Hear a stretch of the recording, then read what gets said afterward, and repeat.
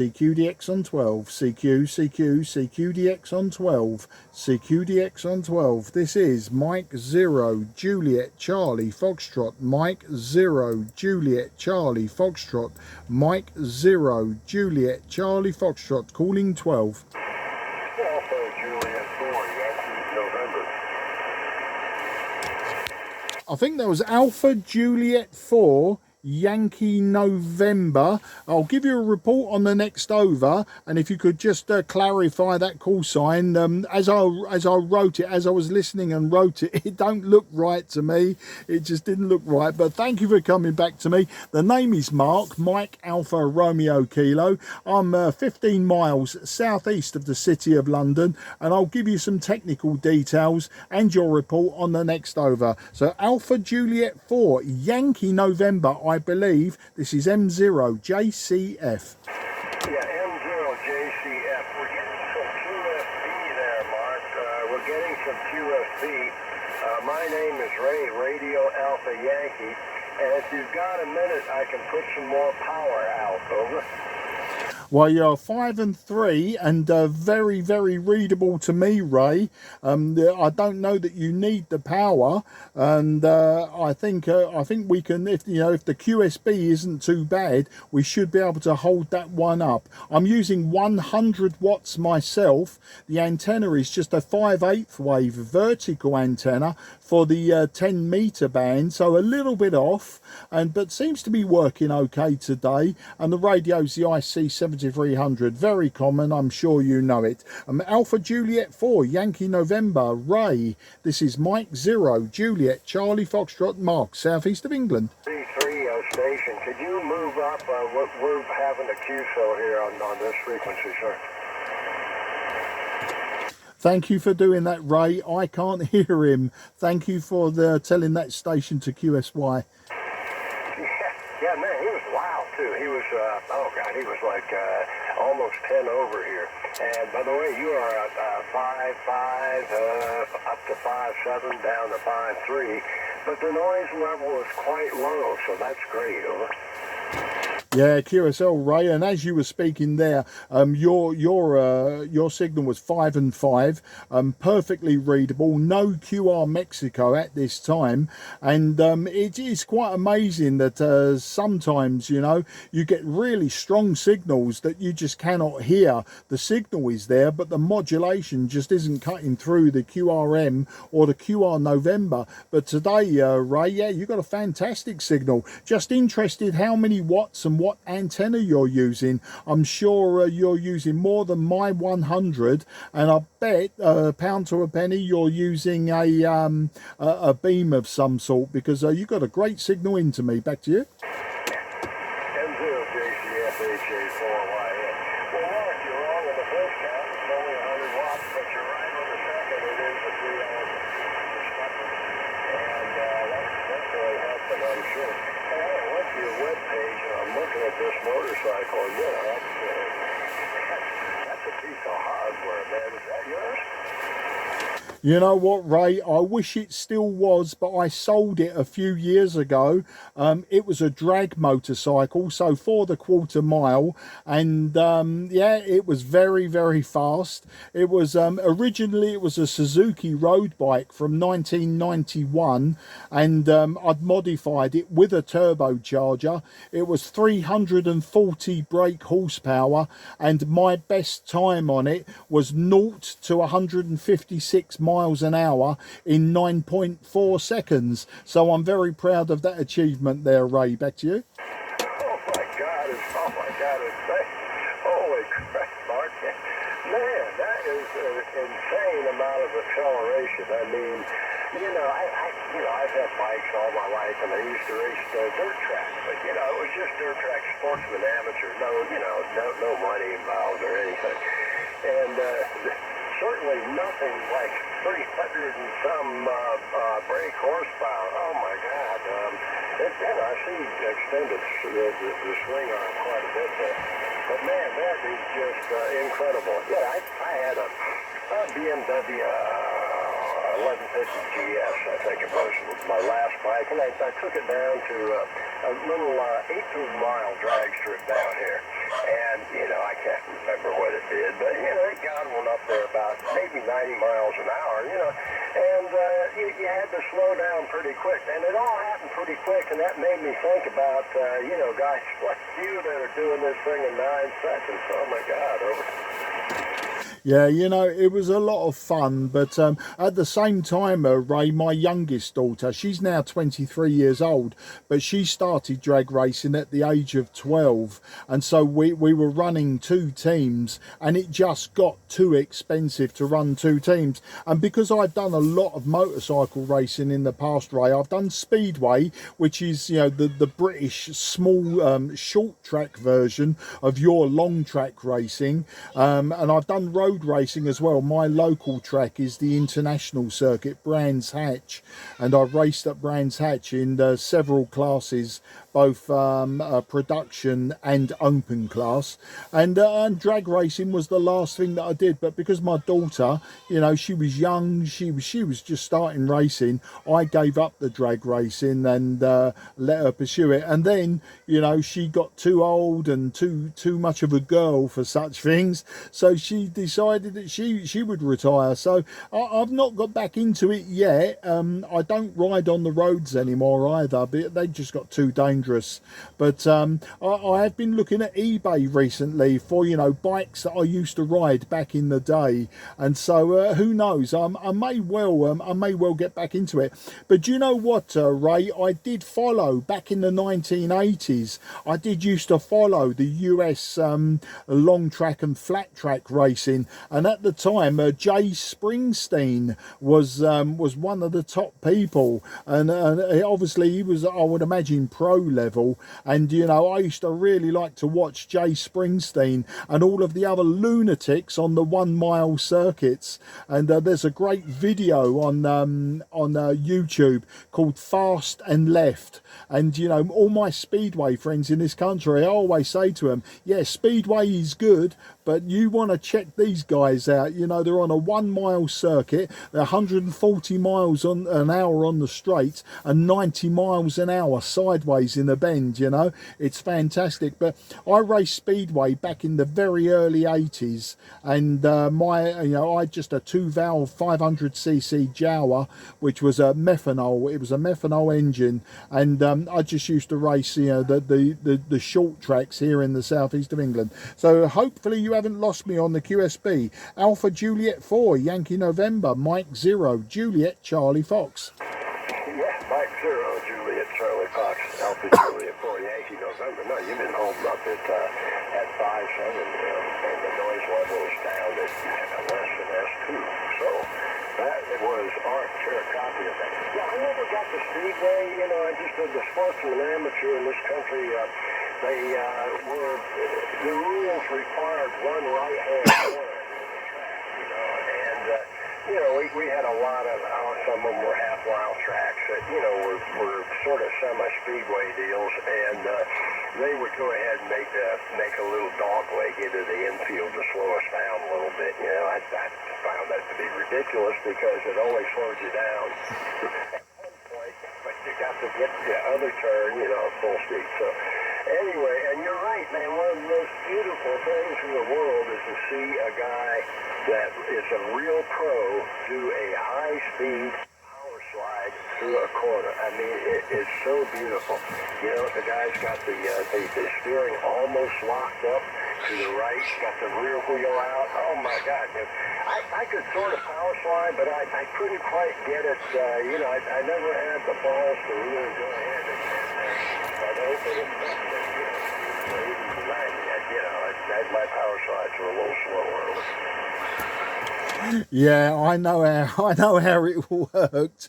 You know, as I say, I started in Speedway, and my slides were okay. You know, I wasn't that competitive. I never kept it up. It was, you know, it's one of those sports that you've either got to leave your brain in the toolbox, or you've got to really think out the box way before the motorcycle takes you into the sidewall. But you know, as I say, I raced RD Yamahas in the production class in road racing, and then I switched to the TZ Yamaha TZ250. And you know, I did road racing until I had a really big accident up at a track called Snetterton in the county of Norfolk. I had a really big get off there, and I walked away from it. But you know, I just looked back and I thought, no, I don't want to do that anymore. So you know, there was a bit of a hiatus, and then in 2008, I went to watch one of my good friends drag racing. And I said to my wife, you know what, I'd like to have a go at that now. I'd done what they call run what you brung back in the past, you know, where we'd taken our road bikes to the drag strips. And I just thought, you know, I'll get myself a proper licence. So I got my ACU licence. And then that Suzuki we built from the ground up. So it started off just as a road bike. And I was pulling times of around 10.5 seconds at, you know, about 125, 130 miles an hour. Then I got the turbocharger on it, and the power went up and up and up until in the end I was running 22 psi pressure, and the thing was absolutely fantastic. It scared me a few times, but it just got too expensive in the end. As I say, it was running 2 teams, and I just wanted my youngest daughter to have the fun that I'd had when I was younger. So I just gave it up. And as I say, later when she gave up, I took her bike and we modified it with a bigger engine, etc.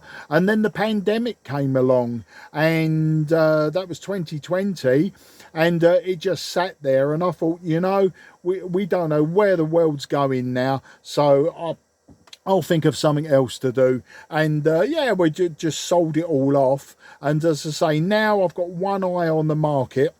I think what I might do, Ray, is I want to build myself either a street tracker, so you know, a flat track styled bike for the road, or a cafe racer, an old school cafe racer. So maybe a modern engine in a modern chassis, but to look like an old cafe racer from the 1960s. I don't know yet. I retired last year. I retired in November, so I've got time on my hands. Not a lot of time, but I've got some time, and these little projects keep popping into my head, much to my wife's dismay. She thinks I should grow up a bit, but I don't know about that. Alpha Juliet 4, Yankee November, Mike 0, Juliet Charlie Foxtrot.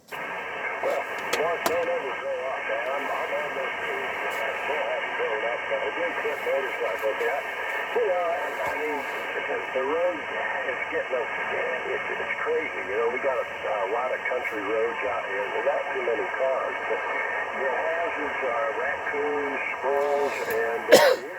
I mean, you know, as you well know, if you're pretty well little birds going around, and you know, you hit small objects, it can really upset you. And of course, at my age, man, I think they just kind of pick me up and put me in a little bag.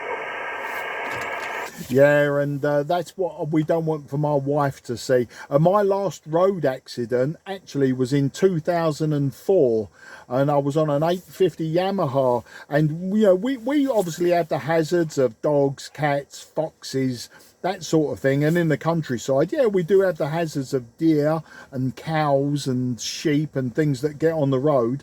Not so much as I would imagine where you are, and I would imagine you've got a lot more natural hazards. No, our hazards are other road users, and they just had no regard for motorcyclists. Anyway, somebody driving a white van, you know, or a pickup, he decided to change direction without any warning whatsoever. And I wasn't going very fast, but I yanked on the front brake hard enough for the bike to lift me up out of the seat. I went over the handlebars and then the bike followed me, and I broke a collarbone and 2 ribs. That was 2004, and that's when I stopped riding on the road, because, you know, in hospital having bones repaired is different from being in the morgue. And I know that sounds morbid, but, you know, at the time my daughters were very young, and I didn't want my wife having to explain to them that their dad had gone, you know, because of a motorcycle. So I just gave it up, and then the drag racing came along, and, you know, it was a lot of fun. I started the season in 2009, and I run right round to 2016, so I had a good fun on that. As I say, my daughter was a little bit longer, and then yeah, it just it's all stopped. But who knows, you know, it's just yeah, the idea of the flat track or the street tracker or the cafe racer is just for those Sunday afternoons, you know, just go out, enjoy the sunshine for an hour, and then come back home, put it back in the garage and close the door. You know, I wouldn't do any more than that. Back to you. Yeah, so Mark, keep talking like that, and I want to stop at the local motorcycle shop, you know. I keep saying, no, you know, I don't need that right now. I've got, you know, all kind of stuff going on, you know, housework and, you know, cutting wood for the stove and all kind of, you know, stuff like that out here. So, but man, I do miss them. I mean, there's just something about a motorcycle that gets your heart going pitter-patter, gets your adrenaline up. It's just exciting. I don't know what it is. You know, there's something about it, you know.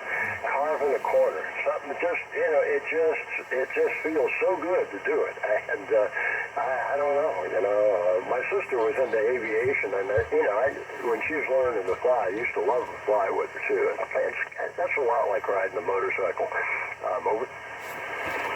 Well, it's interesting you say that about the flying. I've tried that as well, Ray. I tried that. It was probably the late 80s, early 90s, and my good lady wife, she was my girlfriend at the time, and we went to an aerodrome in the county of Cambridgeshire where I was having the lessons, and then one day the instructor allowed my wife to come as a passenger, and we was in a 4-seater. I think it was a Cessna 170. I can't remember, it's a long time ago, but, you know, she was sitting in the back, and I got her to video me. We took a video camera, and I was trying to get her to video me, and what we were practicing that day was rudder control and steering the nose using just the rudder and just pointing the nose in different directions, so pointing the propeller in different directions. And we forgot that my wife was in the back of this tiny little aircraft, this 4-seater, and as I was operating the rudder and making the nose of the aircraft swing left and right, we forgot she was in the back having a wild ride all over the place, and it terrified the life out of her. And we'll fly like jets and you know, on holiday and things, but she will never ever get in a light aircraft again. But, you know, it was just such a rich man's hobby, Ray, that I had to give it up. I never took my license. I never got my license. I think in emergency, I could fly a small aircraft, no problem, if I needed to. You know, I could take control of a small single-engined aircraft in daylight, in good weather. I wouldn't have a problem with that. But it was an expensive hobby, and far too expensive for, you know, for the money that I was earning at the time. But it was good fun. It was good fun learning, and who knows, I might even take it up again. Back to you.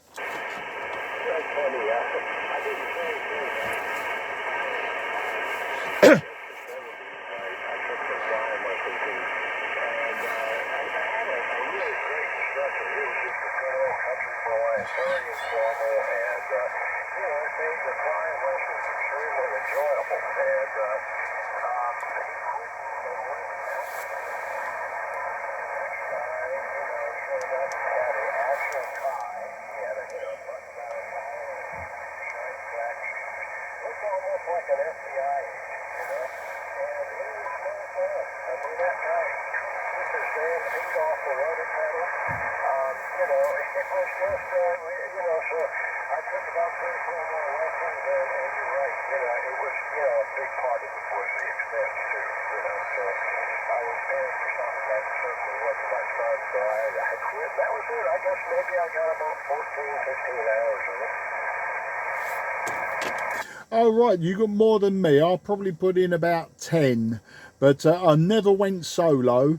I never had the confidence for solo, I don't think. I wanted to put in a few more hours, but what I could have done, I could have joined the club, and I could have either got a part share in an aircraft or something like that. But it was a pipe dream, really.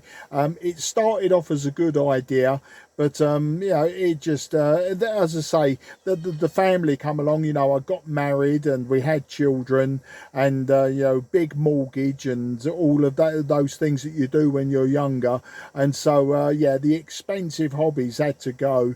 But a lot of people say about amateur radio is an expensive hobby. Well, it is and it isn't, compared to some of the hobbies that I've had, Ray. What with the motorcycle racing, etc. And I've had lots of hobbies in the past. As a youngster, I've been in various rock bands, metal bands, new wave bands, punk bands. I was a bass guitarist, and I learnt the double bass at school, and then I took the bass guitar up, just for fun. And that could have its moments of lots of expense. And one of the other hobbies that I've got is I paint oil on canvas, and that is a really expensive hobby, but it's quite a safe hobby. I don't think it's going to cause me any damage anytime soon. But I like to paint landscapes on canvas using oils, and my teacher, I suppose, was Bob Ross. I'm sure you know of the late Bob Ross from down there in Florida, and I used to watch his TV programs, and I just decided to start painting like Bob Ross. But it can be quite expensive, and I don't get to sell a lot of paintings. I tend to give a lot of paintings away, and I don't tend to sell them, so it's not something that's made me a rich man, not yet anyway. Ray, Alpha Juliet 4 Yankee November, this is Mike 0 Juliet Charlie Foxtrot. Mike 0 Juliet Charlie Foxtrot, Alpha Juliet 4 Yankee November. Well, Mark, as you know, the unfortunate deal about painters who never get famous until several decades after they're passed away. So there you go. Copyright. I'm looking at your shack. It's kind of amazing. You got a lot of gear there. It looks like you do some repairs and stuff. Yeah, my passion in amateur radio really is the restoration of old radios, Ray. Old, hybrids and valve radios especially. And I do like to homebrew as well. I've built a few transceivers now, QRP transceivers, a few kits, that sort of thing. But, I started my ham radio journey in 1974 when I built my first crystal radio and started shortwave listening. And I actually failed the British licence in 1978. I was 14 or 15 years old, and I took the radio amateurs examination and failed abysmally. So as a sort of a rebellious part of me, I went and bought a 23 channel CB radio. It was one from J.C. Penney, believe it or not. It was the J.C. Penney Pinto, I believe. It was 23 channels, and it cost every penny that I ever owned, at that time, 1978. But I had such fantastic fun with it, albeit it was illegal in this country. And then I bought a realistic TRC 422 Alpha. That was the 40 channel phase lock loop radio. Then, I went into sidebands, etc. And then, like a lot of things, you know, it sort of petered off. I got bored with it, but I've always kept up the actual restoration, the building, etc. And that's the side of amateur radio I like. I mean, talking on amateur radio, of course, we all do it and we all love it. But the actual diving inside the radios that should be in a landfill and keeping them out of that landfill, that's the real passion for me, Ray. And that's obviously, it's an odd thing for me to be talking about when I'm sitting here using a lovely, pristine, expensive IC-7300. You know, it's sort of almost counterintuitive, but I do use a lot of that old equipment, and I do use it on 10 and 12 meters quite a lot. It's just every now and again I like something that's almost guarantees me a conversation like we've had today, Ray. Alpha Juliet 4 Yankee November Mike 0 Juliet Charlie Foxtrot.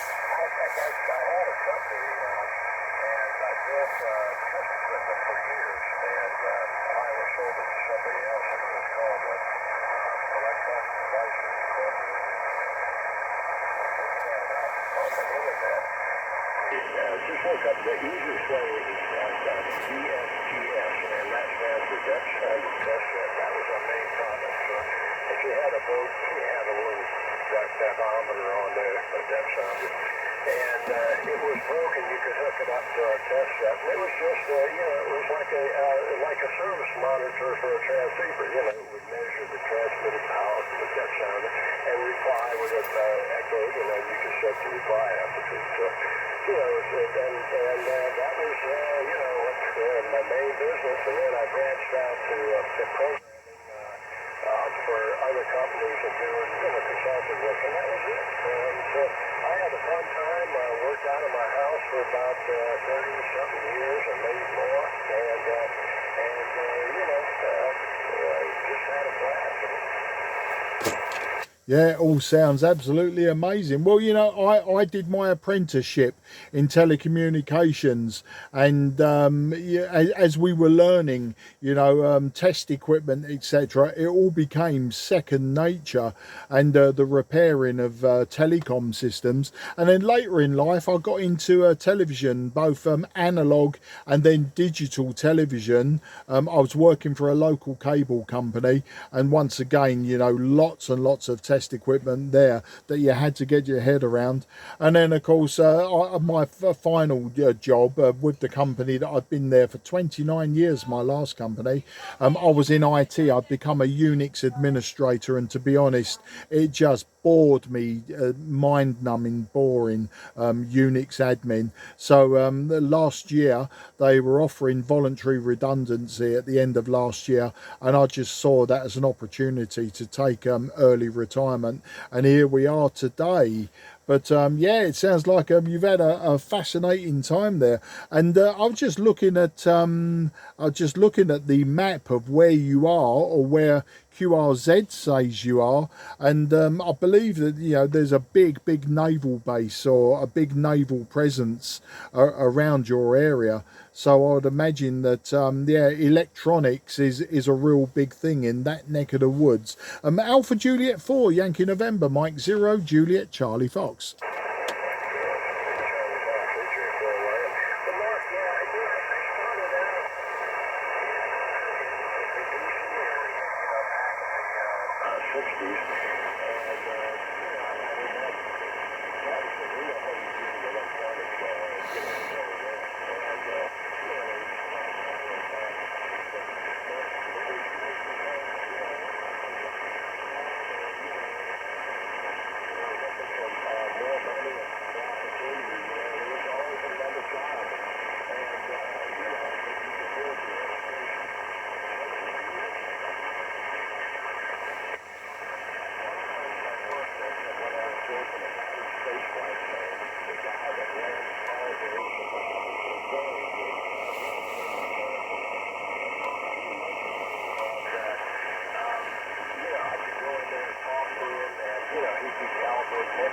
know, they had these huge tectonic scopes. I mean, some of them took 1,200 watts, 1,300 watts from the mains, you know, and but obviously don't see out of celebration. So that was a real important part of my learning, you know, and if I hadn't been for that, I never would have been able to do what I did. So, you know, and I'm sure you experience the same thing as you work in different places. You just learn more and more. You kind of, and that's the best way. I mean, my school learning was never very good. I wasn't good in school. I didn't enjoy it. You know, hands-on, and I could learn. Yeah, AJ4YN M0JCF. Well, we're talking of electronics and noise. It looks like somebody local to me, Ray, has switched something on that's given me S5 of noise. I suspect it's LED lighting or a light dimmer. We've got several in our house that I know causes problems. So I'm not sure if we can hold the conversation together now. I say you're peaking S5. But just in the middle of that QSO, yeah, it just came up, and I'm looking at the band scope, and it's just a solid blue across the whole of 12 meters. And yeah, as I say, I suspect it's LED lighting. So I'm just checking the clock, Ray, and I can see that we've been rag chewing for a good 30 minutes, which is absolutely fantastic. It's the way I like to go. But what with the noise coming up, and I would imagine now is probably a good time to close it. Not that I want to, but I think you know, before we get to a point where I sort of miss half of what you're saying, and then it just becomes a backwards and forwards. What did you say? What did you say? Say that again. So I'm just going to see if after I've keyed off, if the QR Mexico has disappeared. But if not, I might just have to wrap this one up, Ray. Apologies for that, but you know, modern society is just become incredibly noisy and dirty. So back to you. Alpha Juliet 4 Yankee November Mike 0 Juliet Charlie Foxtrot.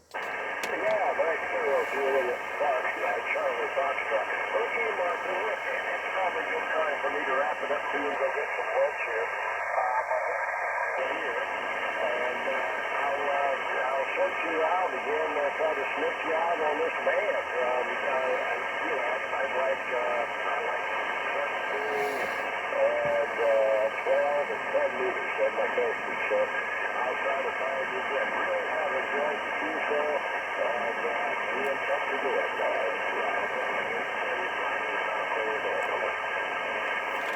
Yeah, AJ4YN M0JCF. Yeah, that noise looks like it's here to stay for a while, Ray. And I say, when you're 5 and 5, it's 5 and 5, it's good. But when the QSB drops you below signal 5, your readability goes down to a 4, and then it starts to get a little bit difficult to hear what you're saying. Ray, it's an absolute pleasure. As I say, you will find me on 12 and 10 meters for the foreseeable future. I will be down in Florida, hopefully October time, and as I say, if I can take a small HF radio, QRP HF radio with me, I do like to operate 40 meters QRP, and I would imagine that Virginia is well within the 40 meter range. If we're in northern Florida, we are planning on going down to Key West. So if not 10 meters, we should be able to do 10 meters, no problem. And well, we'll see how it goes anyway. That's off in the future. Let's say, come and find me. If you hear me calling CQ on 12 meters, Ray, drop in. I mean, the fact that we managed to hold a QSO for 30 minutes plus, and with very little QSB and then QR Mexico is fantastic. But as I say, I think I'm going to dive out, let you get your lunch, and I'm going to go down and prepare our evening meal. Local time here, it's 5:30 in the afternoon here, and I know that you're 5 hours behind us, so you're around midday. Okay then, Ray, an absolute pleasure again. Wish you and yours the very best 73, and yeah, look forward to the next time, and we'll talk more motorcycles, more oil painting, and more of everything, and just try and make life interesting for the pair of us. Take care, and best 73, Ray. Listening for a final. Hopefully it will come up over the noise. AJ4YN M0 JCF.